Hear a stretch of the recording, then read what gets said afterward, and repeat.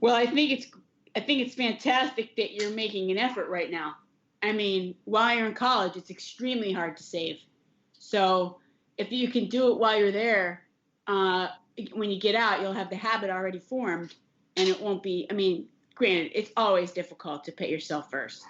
I mean, but it's something we need to do because especially if the field you're going into is while it's amazingly noble, I can't imagine that it's one of the higher paying fields coming out of school. So it will be more challenging, especially in the New York area, to get it under control. But that's also it could be a gift because if you can figure out how to do it, on less, then it doesn't mean it. I mean, at the end of the day, if you're saving, at the end of the day, you're going to be secure. So, and it's it's like it's a behavior that you'll always have. So, when you were, absolutely. have you financed your own college career? I did take out loans, and I definitely had my parents help with that. But I have set aside money to pay them back, but I have not actually begun paying them back yet. And so that, of course, will be an additional cost after I graduate. Yeah, it's a little bit it's stressful to have, It is. that kind of feeling. But it's a gift that you were able to do, to take the loans and make it happen. But someday we have to go back and pay the piper. I know. That's the fun part.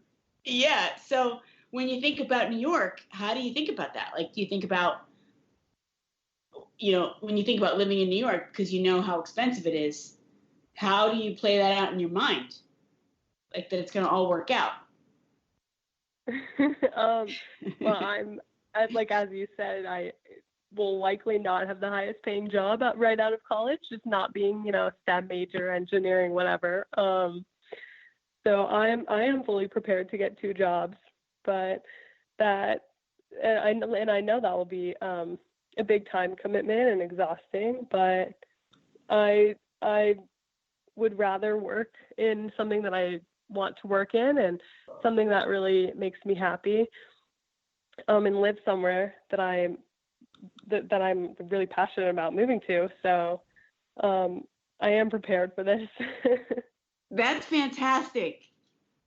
I mean, I think it is so, again, you're so brave. The fact that you are so passionate about this field and you might have to work 2 jobs is beyond amazing. So if the world had more Dylans, it would be an amazing place. It really would be. That's so cool. I mean, the fact that you're thinking about that, the fact that you're thinking already, okay, you're planning, okay? It's all about a plan. And you're saying, okay, I might have to get 2 jobs, but this is what I want, and this is how I'm going to make it happen. Versus, I have no idea, I'm just going to go for it.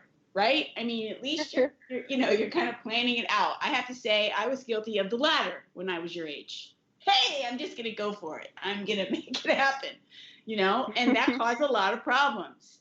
So, which we won't go into because this is not about me. But the point is, you have the right, I think, in my opinion, you have the right way of thinking about it. And that's all, that's the most important thing. So good for you. Okay. So, and also, good for you for taking out the loans. I think it's brave. I think it's brave when people take out loans because they're available for students and the interest rates are low and, you have to pay them back. It's a huge responsibility. And I think it's good that, students, I mean, it's great if you don't have to take them out too, don't get me wrong, but the fact that you take them and you're responsible for it, and then you feel even you have skin in the game with your education. So right. I think so. Do you guys talk about it a lot with your friends? Do you guys talk about money, or would you say it's an important topic that comes up a lot, or is it not really? Is it something that people kind of, it's like hush hush? I think the closer we get to graduation, the more it comes up. I think freshman year, it was just kind of like a fantasy, like, oh, my loans, like that will happen at some point, but that's so far in the future. But, now it's like 6 months after graduation, and graduation isn't too far away. So it's becoming more and more real. And so I've definitely noticed in myself and also my friends that we've started to get more serious about saving and preparing to pay back those loans. That is very interesting. I guess that makes total sense. When, especially in recent years, there's more and more loans, more and more student loans that are available because colleges are so expensive, and they're like necessary because a lot of parents, weren't able to save enough to do that. And so, yeah, these student loans are there. And so it's more of a, oh my God, than it used to be. So there needs to be support systems in place and education. And that's why I wanted to focus on this money management on this podcast, because I really want to have people talk about it. It's like something that if you talk about it, it becomes more normalized and not so scary. So that's why I feel like it's a really important thing. And also when I talk to a lot of students and, girls in this community, people tell me that's like their biggest fear. So I wouldn't say everyone, but a lot of people say that. Yeah, and you're right. It is important to talk about. And I mean, of course, parents always tell you that your student loan payments are coming. But I think it's so much more real when one of your peers tells you, and somebody that is in the position that you're going to be in soon. So it's definitely important to start talking about it sooner rather than later. Yeah, that's great. That's great, though. It sucks that the movie costs $12 now, though, right? Yeah, that's true. Yep, those are the things. Like, yeah, you look at the month and you say, should I do that, or should I don't know, eat out at Chipotle?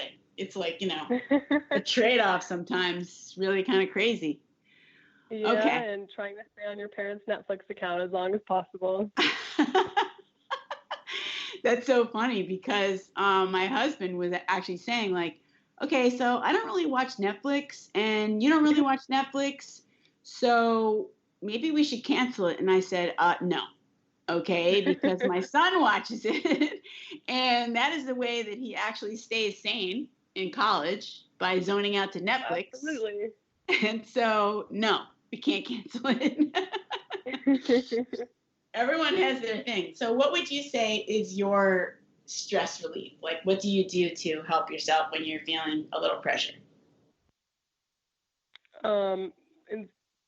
I'd say watch Netflix. Any specific shows that you watch? Oh, I love New Girl. So funny. No, but I think it's so easy to just get sucked in and end up binge watching it. And so if I'm feeling stressed, I usually try and go to the gym. I think that's a more healthy way to cope with stress, but I can't say that I always end up taking that route. Whatever works for you, healthy or not. I mean, look, I'm not saying you should be unhealthy, but I'm just saying, if it's the Netflix, because my son Mark says the same thing. I don't go to the gym. I watch Netflix. I watch TV. That's what it does for me. I said, okay, I just want you not to be stressed. That's the most important thing, because that's not healthy. Okay, so we have to wrap up. I have one more question for you, is your advice for girls that are coming up through the ranks in your position. What would you say if you could give them one piece of advice as they prepare for their career? I think that you should go for your passion and do what makes you happy. And sometimes you have to be smart about that financially, because it might not be the highest paying job, but I promise you that doing what you're passionate about is so much more valuable than any amount of money. I love that. I think, yeah. And save early. That too. Fantastic. Thank you for that. And if our listeners want to get in touch with you, what's the best way for them to reach you? I think email would be good. Okay. My email is DN, like Nancy, ASR at CONN, like Dawn, like Connecticut College, COLL.edu. Perfect. I want to thank you again for being with us and for joining the movement and for being so enthusiastic. I really appreciate it. Thanks for being with us tonight, Dylann. Oh, well, thank you for having me. It was a pleasure. And best of luck. I'm sure you're going to make the world a better place. And so I'm so proud and happy and honored that I got to meet you. So congratulations on everything. Thank you so much. Okay, listeners, we're wrapped up with Dylann and a girl who's really going to save the world. So thank you for being with us tonight to hear her views. And we'll continue next week with more on money. And until then, slay those money dragons. Bye-bye.